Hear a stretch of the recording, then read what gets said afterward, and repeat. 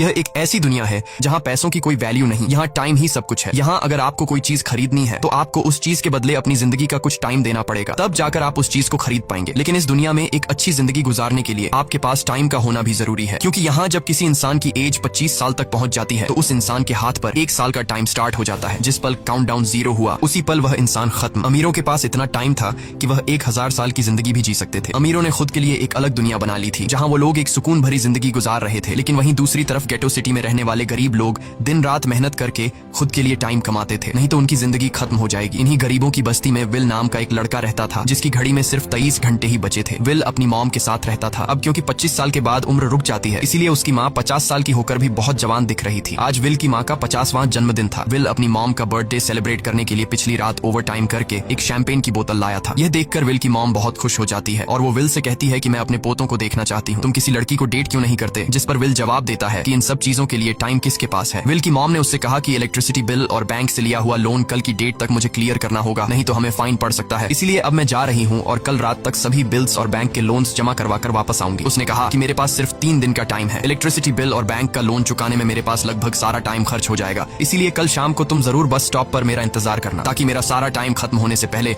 मैं तुमसे कुछ टाइम ले सकूं। इस पर विल ने कहा ठीक है, मैं टाइम पर पहुंच जाऊंगा। जाने से पहले विल की माँ विल के हाथ को छूकर उसकी बॉडी में 30 मिनट ट्रांसफर करती है ताकि विल अच्छा नाश्ता खरीद कर खा सके। इसके बाद दोनों अपने अपने काम पर निकल गए। रास्ते में विल के पास एक छोटी बच्ची आती है। वो विल को एक कैप्सूल देकर विल से उसका थोड़ा सा टाइम मांगती है। विल मुस्कुराते हुए उस छोटी बच्ची को कैप्सूल में अपनी जिंदगी का 5 मिनट का टाइम दे देता है और वह चली जाती है। यहाँ हमें पता चलता है कि ये लोग अपने टाइम को एक कैप्सूल में स्टोर भी कर सकते हैं, जिससे यह लोग कभी भी यूज और ट्रांसफर कर सकते हैं। इसके बाद विल काम के लिए फैक्ट्री पहुंच जाता है। काम शुरू करने से पहले वह कॉफी लेने जाता है, लेकिन वहाँ वह देखता है कि हर एक चीज का दाम डबल हो गया है। जहाँ पहले कॉफी 2 मिनट की मिलती थी, अब उसका प्राइस डबल होकर 4 मिनट हो चुका है। यहाँ पर कभी भी किसी चीज का भी दाम बढ़ा दिया जाता है बिना किसी अनाउंसमेंट के। ये बात विल को बहुत बुरी लगती है। मजबूरी में विल ने भी कॉफी के लिए अपनी जिंदगी के 4 मिनट पे किए और काम पर लग गया। दिन भर के काम के बाद रात के वक्त विल अपने दोस्त के साथ एक बार में जाता है। विल का दोस्त एक नंबर का शराबी था। वह हर वक्त शराब के नशे में टली रहता। विल का दोस्त विल को इशारे में बताता है कि वह आदमी सबको फ्री में दारू पिला रहा है और उसके पास बहुत ज्यादा टाइम है। ये सुनकर विल ने जब उस आदमी की तरफ देखा तो उसे चारों तरफ से लड़कियों ने घेरा हुआ था। विल की जब उस आदमी की घड़ी पर नजर गई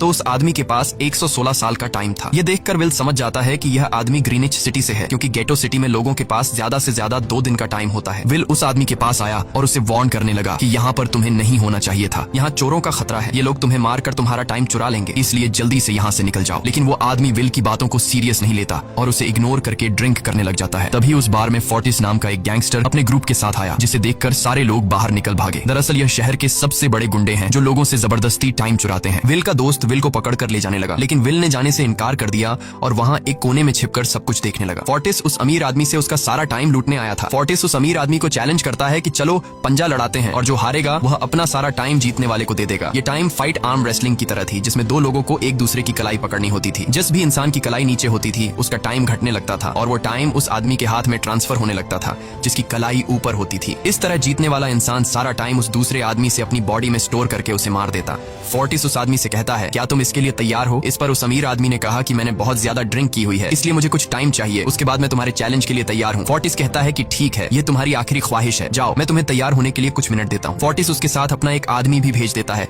ताकि यह भाग न सके। वो अमीर आदमी बाथरूम में आकर बहुत ज्यादा उल्टियां करने लग जाता है क्योंकि उसे काफी चढ़ गई थी, इसलिए अगर वो इस हालत में फोर्टिस से पंजा लड़ता तो इस अमीर आदमी का हारना कंफर्म था। तभी विल वहाँ पर आ जाता है। वो फोर्टिस के आदमी को मारकर उस अमीर आदमी को अपने साथ उस जगह से बाहर निकाल लेता है और उसे फोर्टिस से बचाकर एक सेफ जगह पे ले आया। विल ने उस अमीर आदमी से कहा कि मैंने तुमसे कहा भी कि तुम्हारी जान को खतरा है, तुम जानबूझकर अपना टाइम क्यों बर्बाद कर रहे हो? वो आदमी विल को अपना नाम हेनरी बताता है और वो विल से पूछता है कि तुम्हारी उम्र कितनी है? विल ने बताया 28 साल। हेनरी ने कहा मेरी उम्र 105 साल है और अब मैं जिंदगी से थक चुका हूँ। मैंने अपनी लाइफ में हर एक चीज का मजा लिया है और अब मुझे इस जिंदगी की जरूरत नहीं है, मैं जीना नहीं चाहता। ये सुनकर विल ने हैरानी से पूछा आखिर तुम कहना क्या चाहते हो? इस पर हेनरी ने कहा लगता है तुम अब तक हकीकत से अनजान हो। क्या तुमने कभी सोचा है कि इस दुनिया में अलग अलग टाइम जोन्स क्यों बनाए गए हैं? आखिर क्यों तुम्हारे टाइम जोन गेटो में किसी भी वक्त चीजों के दाम और टैक्स बढ़ा दिए जाते हैं? दरअसल महंगाई जानबूझकर बढ़ा दी जाती है ताकि गरीब लोग मरते रहें और उनकी मौत का फायदा ग्रीनविच टाइम जोन के अमीर लोगों को होता रहे। असल में ये सारा सिस्टम उन्हीं का बनाया हुआ है। जरा सोचो, वहाँ ग्रीनविच टाइम जोन में लोगों के पास जीने के लिए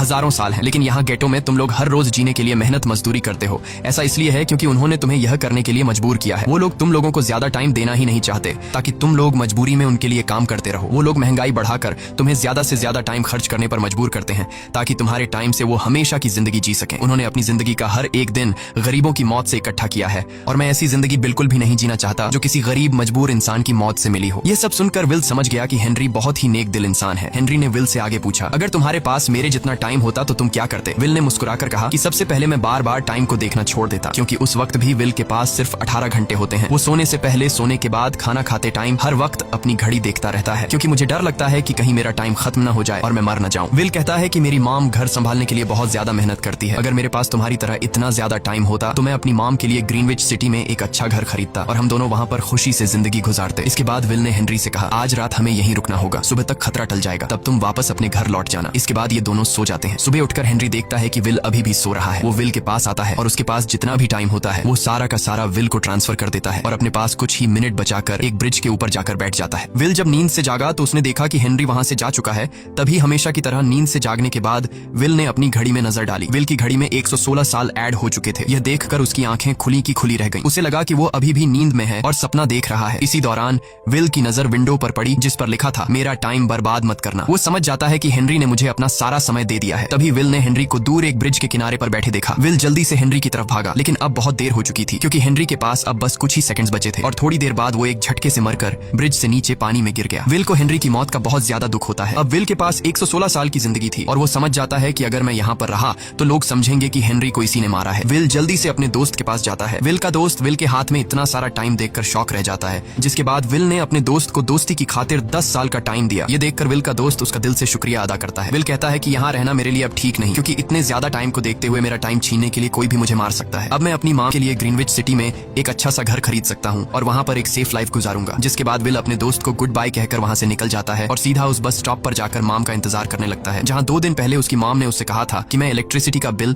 और बैंक का लोन चुकाकर इस बस स्टॉप पर पहुंचूंगी। दूसरी तरफ विल की मॉम सारे लोन और बिल्स भरने के बाद घर लौटने के लिए बस में चढ़ी, पर तभी उसे पता लगा कि एक ही दिन में बस की टिकट के दाम डबल हो गए थे। पहले जहाँ टिकट 1 घंटे में आती थी वहीं अब प्राइस 2 घंटे हो गया था। ये देखकर विल की मॉम बहुत ज्यादा परेशान हो जाती है, क्योंकि विल की मॉम के पास सिर्फ 1.5 घंटा बचा था। विल की मॉम बस ड्राइवर से रिक्वेस्ट करती है कि अगले स्टॉप पर मेरा बेटा उसे बाकी का टाइम दे देगा, लेकिन बस ड्राइवर ने साफ इनकार कर दिया और कहा कि अगर टाइम नहीं है तो फिर पैदल चली जाओ। लेकिन विल की मॉम को पता था कि अगला बस स्टॉप बहुत दूर है, अगर वह पैदल भी जाती है तो उसे पहुंचने में 2 घंटे लगेंगे। उस वक्त बस में ढेर सारे पैसेंजर्स सवार थे। विल की मॉम ने उनसे भी रिक्वेस्ट की, पर किसी ने भी उनकी मदद नहीं की। इतने में ही बस वहां से निकल गई। विल की मॉम रेचल के पास ज्यादा टाइम नहीं बचा था, इसलिए वह दौड़ती हुई पैदल घर की तरफ भागने लगी। दूसरी तरफ विल अपनी मॉम के लिए फूलों का गुलदस्ता लिए बस स्टॉप पर उनका इंतजार कर रहा था, क्योंकि आज उसे अपनी मॉम का बर्थडे सेलिब्रेट करना था। बस जब उस स्टॉप पर पहुंची तो कई सारे पैसेंजर्स उतर आए, पर उनमें से विल की मॉम नहीं थी। विल यह देखकर परेशान हो जाता है और उसे समझ आ गया कि जरूर उसकी मॉम मुसीबत में है। वह उसी वक्त अपनी मॉम की तलाश में भागा। उधर रेचल के पास अब कुछ ही मिनट बचे थे। वह रास्ते में आने वाली गाड़ियों और लोगों के घरों का दरवाजा पीट पीट कर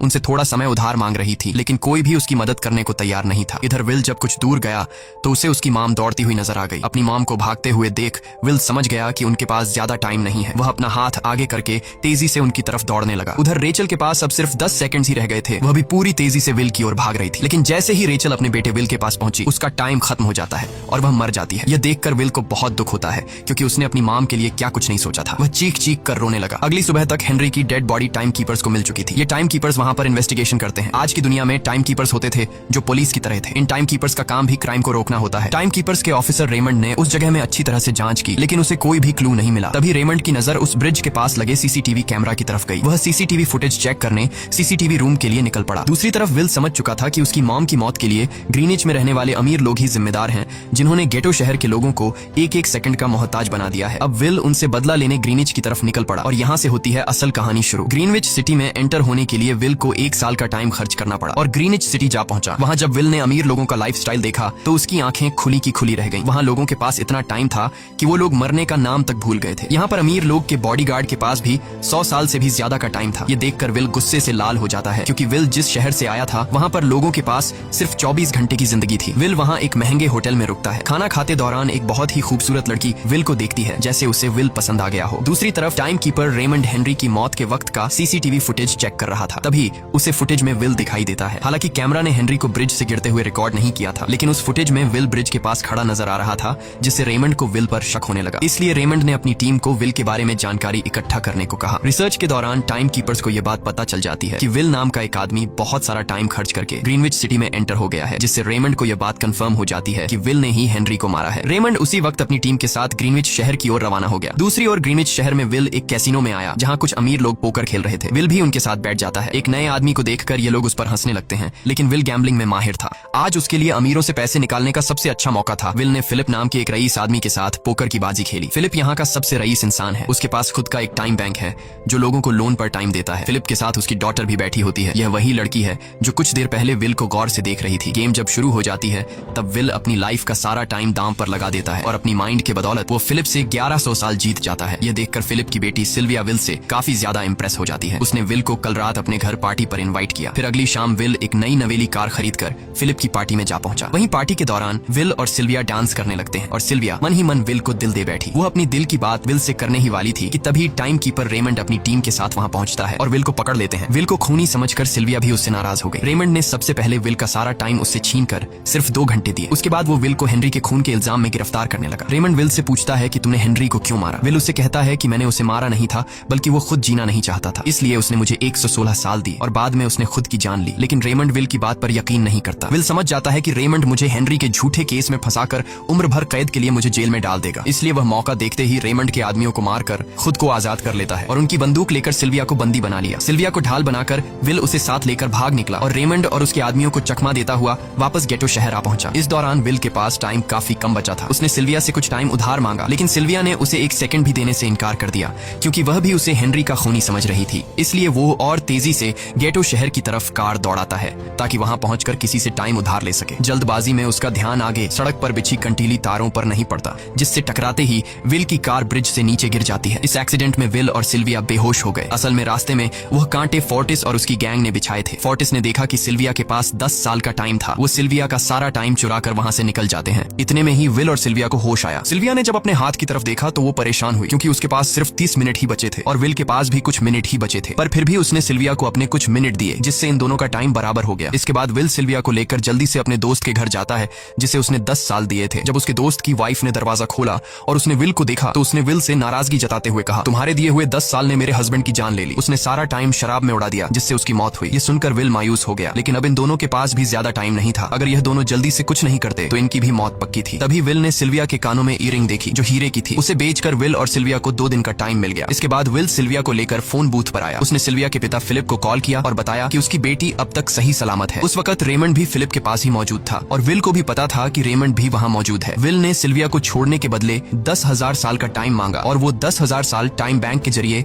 गरीब लोगों में बांटने को कहा और कल सुबह तक का टाइम दिया। हालांकि फिलिप के लिए यह रकम कुछ भी नहीं थी, पर फिलिप किसी भी कीमत पर गरीबों को टाइम नहीं देना चाहता था। इधर विल सिल्विया को अपने घर ले आया जहाँ पर दोनों सुबह होने का इंतजार कर रहे थे। इसी दौरान सिल्विया ने विल से पूछा कि उसकी फैमिली कहाँ है। इस पर विल ने बताया कि पिछली रात ही टाइम न होने की वजह से मेरी माँ की डेथ हुई। ये सुनकर सिल्विया को बहुत बुरा लगता है और उसे एहसास होता है कि यहाँ गरीब लोग हर पल मौत के डर में जीते हैं। उन्हें एक दिन का टाइम कमाने में कितनी मेहनत करनी पड़ती है। अगली सुबह बैंक खुलते ही विल और सिल्विया खिड़की से बैंक पर नजर रखने लगे, लेकिन बैंक ने गरीबों में टाइम नहीं बांटा। सिल्विया ये देखकर बहुत मायूस हो गई कि टाइम के आगे उसके पिता के लिए अपनी बेटी की भी कोई कीमत नहीं थी। अब सिल्विया को समझ आ गया कि उसके पिता सिर्फ बिजनेसमैन नहीं है, बल्कि वो इस सिस्टम के हेड हैं। वो गरीब लोगों की मौत से अपनी जिंदगी के साल जमा करते हैं। सिल्विया को यूं मायूस देखकर विल ने उसे वापस घर भेजने का फैसला किया। वो उसे फोन बूथ पे ले आया और अपने पिता को कॉल करके अपने लिए मदद बुलाने को कहा। इस दौरान विल सिल्विया को वेपन भी दे देता है ताकि वो खुद की हिफाजत कर सके। इधर सिल्विया फोन पर अपने पिता से बात कर रही थी कि तभी टाइम कीपर रेमंड चुपके से वहां आ पहुंचा और विल पर गन तान दी। रेमंड विल पर गोली चलाने ही वाला था कि तभी सिल्विया ने रेमंड को देख लिया और घबराहट में रेमंड पर गोली चला दी। ये देख विल घबरा कर रेमंड के पास आया। हालांकि वो गोली रेमंड के हाथ को छूकर निकल गई थी। रेमंड के हाथ से बहुत खून निकल रहा था। विल ने रेमंड की घड़ी देखी। रेमंड के पास सिर्फ 2 घंटे बचे थे। दरअसल टाइम कीपर्स को भी सैलरी के तौर पर हर रोज 1 दिन का ही टाइम मिलता था। विल समझ गया कि जब तक रेमंड के पास उसके टीम वाले पहुंचेंगे तब तक रेमंड का ज्यादा खून बहने की वजह से उसकी मौत हो गई होगी। इसलिए विल रेमंड को 2 घंटे का टाइम देते हुए रेमंड की कार को लेकर वहां से निकल गया। रेमंड को गोली मारकर अब सिल्विया भी क्राइम लिस्ट में आ चुकी थी। हालांकि विल ने सिल्विया से कहा कि वो अभी इन सब से निकल सकती है, लेकिन ग्रीनिच में सिल्विया की जिंदगी पिंजरे में कैद पंछी की तरह थी। उसके पिता फिलिप ने उस पर बहुत सारी पाबंदियां लगा दी थी, पर यहाँ आकर उसे आजादी का एहसास हो रहा था क्योंकि यहाँ वो अपनी मर्जी की मालिक थी और सिल्विया समझ जाती है कि यहाँ पर लोगों के साथ गलत हो रहा है। अब वह भी गरीबों को उनका हक दिलाने में विल के साथ थी। विल और सिल्विया ने मिलकर अमीरों को लूटना शुरू कर दिया। सिल्विया जो कि ग्रीनिच सिटी के चप्पे चप्पे से वाकिफ थी, इसलिए इन दोनों ने प्लान बनाया कि वो ग्रीनिच सिटी में बैंक से टाइम कैप्सूल चुराएंगे और उनको गरीबों में बांट देंगे। सिल्विया ने सबसे पहले अपने पिता फिलिप के कई सारे बैंक्स में डाका डाला क्योंकि फिलिप ने गरीबों की मौत से वह सारा टाइम इकट्ठा किया था। इन दोनों ने तिजोरी से सभी टाइम कैप्सूल एक बैग में पैक करके वहां से निकल निकल गए और उन्हें गरीबों में बांटने लगे। इतनी बड़ी चोरी करने के बाद अब सरकार भी इन दोनों से तंग आ चुका था, इसीलिए सरकार ने इन दोनों के सर पर 10 साल का टाइम इनाम रख दिया। ये खबर सुनते ही गैंगस्टर फोर्टिस अब इन दोनों को कुत्ते की तरह ढूंढने लगा, लेकिन विल और सिल्विया हर रोज अपना ठिकाना बदलते रहते थे, जिससे वो किसी के हाथ नहीं आते थे। यह दोनों एक होटल में छुपे हुए थे। इनके पास टाइम की कमी तो थी नहीं, इसलिए उन्होंने पूरे होटल को ही बुक कर लिया था। फोर्टिस इन दोनों की तलाश में उस होटल के बाहर आ पहुंचा। वहां उसने कुछ लोगों को पकड़कर उनसे विल और सिल्विया के बारे में पूछने लगा, लेकिन उन लोगों पर विल और सिल्विया के बहुत एहसानात थे, इसलिए ये लोग मरने के लिए तो तैयार थे, पर विल और सिल्विया का ठिकाना बताने के लिए तैयार नहीं थे। लेकिन जब फोर्टिस ने उन लोगों पर बहुत ज्यादा जोर जबरदस्ती की तो उनमें से एक बंदा मौत के डर से फोर्टिस को उस होटल के बारे में बता देता है जहां विल और सिल्विया छुपे हुए थे, जिसके बाद फोर्टिस फौरन अपनी गैंग के साथ वहां पर पहुंच जाता है और इन दोनों को पकड़ लेता है। अब विल और सिल्विया का उनसे बच पाना नामुमकिन था। फोर्टिस ने विल को एक टेबल पर बैठा दिया और उसे टाइम फाइट के लिए चैलेंज किया। विल समझ गया कि अगर मैंने चैलेंज से इनकार किया तो फोर्टिस के गैंग वाले लोग मुझे मार देंगे, इसलिए क्यों ना आज इसके साथ पंजा आजमाया जाए। फोर्टिस और विल ने एक दूसरे की कलाई पकड़ ली और मौत का खेल शुरू हुआ। फोर्टिस माहिर खिलाड़ी था, उसने शुरुआत में ही विल का हाथ नीचे कर दिया, जिससे विल का टाइम तेजी से फोर्टिस में ट्रांसफर होने लगा। लेकिन विल बिल्कुल जोर ही नहीं लगा रहा था, जैसे कि वो जानबूझकर हार रहा हो। पर जैसे ही विल के पास अपनी लाइफ के 3 से 4 सेकंड बचे, तभी विल ने अपनी पावर दिखाई और एक झटके से फोर्टिस का हाथ नीचे कर दिया। फोर्टिस की आंखें खुली की खुली रह गईं। वो पूरा जोर लगाकर अपना हाथ ऊपर करने की कोशिश कर रहा था, लेकिन विल की ताकत के आगे वो ढीला पड़ चुका था। ये देख फोर्टिस के आदमियों का ध्यान फोर्टिस की घड़ी पर अटक गया। अब उनका बॉस मरने वाला था। इतने में ही मौका पाकर विल ने अपने जूते से गन निकाली और पलक झपकते ही फोर्टिस के सारे आदमियों को शूट कर दिया, क्योंकि अगर वो ऐसा नहीं करता तो वो लोग उसे मार देते। इसी के साथ फोर्टिस का टाइम 0 हो गया और वह भी मारा गया। विल और सिल्विया जल्दी से वहां से भाग निकले। इसी दौरान उन्होंने देखा कि अमीरों ने सारा खेल पलट दिया था। विल और सिल्विया ने गरीबों में जितना भी टाइम बांटा था उसकी वैल्यू अब कुछ भी नहीं रही थी, क्योंकि अमीरों ने महंगाई के दर को कई गुना बढ़ा दिया था। यह देख विल हारा हुआ महसूस करने लगा और उसे लगा कि मैं कभी भी इन गरीबों को उनका हक नहीं दिला सकूंगा। उसने सिल्विया से कहा कि अब सब खत्म हो चुका है, अगर वो लोगों में 1000 साल भी बांट दें तो अमीर लोग महंगाई को और ज्यादा बढ़ा देंगे, जिससे लोगों की हालत कभी नहीं सुधर पाएगी। सिल्विया ने कहा कि कोई तो रास्ता होगा। इस पर विल ने कहा कि हमें लाखों साल चुराकर इन लोगों को देने होंगे, तब जाकर हम लोग महंगाई को कंट्रोल कर सकते हैं। हालांकि यह इतना आसान नहीं था, पर सिल्विया ने इसके लिए एक प्लान सोच रखा था। अगली ही सुबह जब फिलिप अपने बॉडीगार्ड्स के साथ ऑफिस पहुंचा, तभी सिल्विया वहां आई और उसने अपने पिता से कहा कि वो सरेंडर करना चाहती है। तब सारे गार्ड्स ने सिल्विया पर गन तान दी, लेकिन तभी वहां पीछे से गार्ड के बेस में छिपा विल वहां आ पहुंचा। उसने फिलिप के सर पर गन रखी और उसके जरिए लॉकर का दरवाजा खुलवाया। विल और सिल्विया ने फिलिप के लॉकर से एक टाइम कैप्सूल चुरा लिया, जिसमें 10 लाख साल का टाइम मौजूद था। इस टाइम कैप्सूल का एक एक साल गरीबों की ही मौत से आया था। विल और सिल्विया वह टाइम कैप्सूल लेकर भाग जाते हैं। इधर रेमंड को जब यह बात पता चली तो वह फौरन विल और सिल्विया के पीछे लग गया। जब रेमंड ने अपने हाथ पर घड़ी को देखा तो उसके पास 1 घंटे से भी कम टाइम बचा हुआ था। वह हेडक्वार्टर कॉल करके कहता है कि मुझे मेरी सैलरी कैप्सूल में भेज दो, मेरे पास टाइम कम है। लेकिन इससे पहले कि वह अपनी बॉडी में कैप्सूल से टाइम ट्रांसफर कर पाता, उसे विल की कार दिख जाती है और वह कैप्सूल से अपनी बॉडी में बिना टाइम ट्रांसफर किए उनके पीछे लग जाता है, क्योंकि अगर वो 10 लाख साल गरीबों को मिल जाते तो गेटो टाइम जोन का हर एक इंसान अमर हो जाता और अमीरों का बनाया पूरा सिस्टम तहस नहस हो जाता। रेमंड ने विल और सिल्विया को पकड़ने के लिए अपनी पूरी जी जान लगा दी, लेकिन वो उन्हें रोक नहीं पाया। विल और सिल्विया रेमंड को चकमा देकर गेटो शहर आ गए और वह टाइम कैप्सूल एक बच्ची के हाथों में सौंप दिया। उन्हें पता था कि रेमंड सीधा हमारे पीछे गीटो शहर पहुंचेगा, इसलिए उन्होंने इस जगह को छोड़कर एक सुनसान जगह पर चले गए। उधर उन्होंने गीटो शहर के लोगों में लाखों साल बांटकर उन्हें अमर कर दिया था, लेकिन खुद इन दोनों के पास बहुत ही कम टाइम बच जाता है। बदकिस्मती से उसी पल रेमंड ने उन्हें पकड़ लिया। रेमंड ने विल को धमकी देते हुए कहा, अगर तुम्हें अपनी जान प्यारी है तो चुराया हुआ सारा टाइम वापस कर दो। तब विल ने उसे अपनी घड़ी का समय दिखाया। विल और सिल्विया के पास कुछ ही मिनट बचे थे। विल ने रेमंड से कहा, कहीं तुम भूल तो नहीं गए? याद है जब तुम मरने वाले थे तो मैंने तुम्हें कुछ टाइम उधार दिया था, टाइम तो तुम्हें मुझे वापस करना चाहिए। यह सुनकर रेमंड को याद आया कि विल और सिल्विया को पकड़ने की जल्दी में